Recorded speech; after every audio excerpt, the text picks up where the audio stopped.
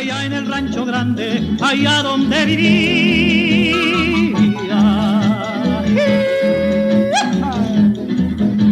Había una rancherita que alegre me decía, y pues qué te decía, manito, te voy a hacer tus calzones como los que usa el ranchero, seguro mi cuate. Detrás de mí hay dos óleos sobre tela, pintados por Ernesto Icaza Sánchez. El de su derecha se llama Un Buen Lazo, o también conocido como Separando una Yegua, y el del lado izquierdo se llama Al Encierro, o también conocido como Una Redada. Ambas obras tratan sobre escenas de la vida cotidiana en la periferia de las haciendas en el Porfiriato, y se abocan a las faenas y labores, pues en la ruda labor cotidiana en las haciendas de este periodo, en las cuales eran agropecuarias o podían ser pulqueras o podían ser ganaderas, ¿no? Sobre el artista Ernesto Icaza Sánchez,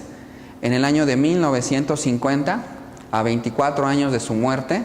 en la sala de la estampa del Palacio de Bellas Artes se realizó una exposición sobre él que se llamó Ernesto Icaza, el charro pintor, organizada por Seferino Palencia y por Fernando Gamboa, donde se daba a conocer al público diverso, al público en general, la obra del conocido charro pintor. Hasta ese momento, pues sus obras solamente eran conocidas en el círculo de las haciendas, de las asociaciones de charros o de los amantes de este tipo de obras de carácter costumbrista sobre las labores en las haciendas, ¿no? De Ernesto Icaza Sánchez no se sabe que haya tenido un trabajo en firme, sino que se dedicaba a ser recibido por los hacendados, amigos de su familia, y él practicaba los ejercicios vaquerizos,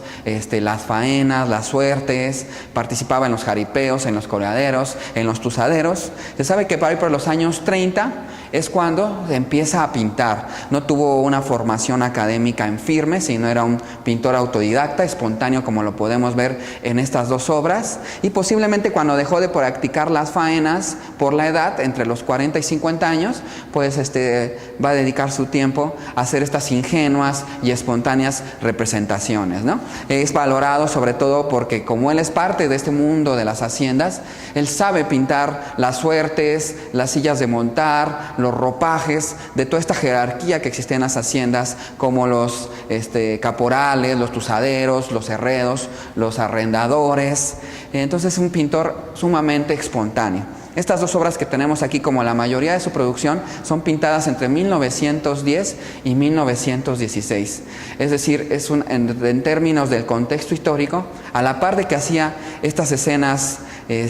campestres, al mismo tiempo se desarrollaba la Revolución Mexicana, lo que desembocaría en la fractura y división de estas grandes propiedades agrícolas, lo que llamaba la aristocracia, los hacendados, o también se les llamaba los aristócratas pulqueros cuando se trataba de haciendas pulqueras. Por ejemplo, estas obras que son de 1916, al mismo tiempo el que las pinta, que parece una vida pacífica y cotidiana en nuestros alrededores de las haciendas, al mismo tiempo empieza el Congreso Constituyente en 1916, que terminará en la promulgación de la Carta Magna a principios de 1917, en la nueva Constitución, donde vendrán implícitas las reformas agrarias que directamente fracturarán las grandes posesiones de estos latifundios y regresarán al ejido. En la época de Lázaro Cárdenas, en la década de los 30, es cuando estas haciendas van a ser, ya no van a ser protegidas por la política, van a ser invadidas, saqueadas por el torrente revolucionario,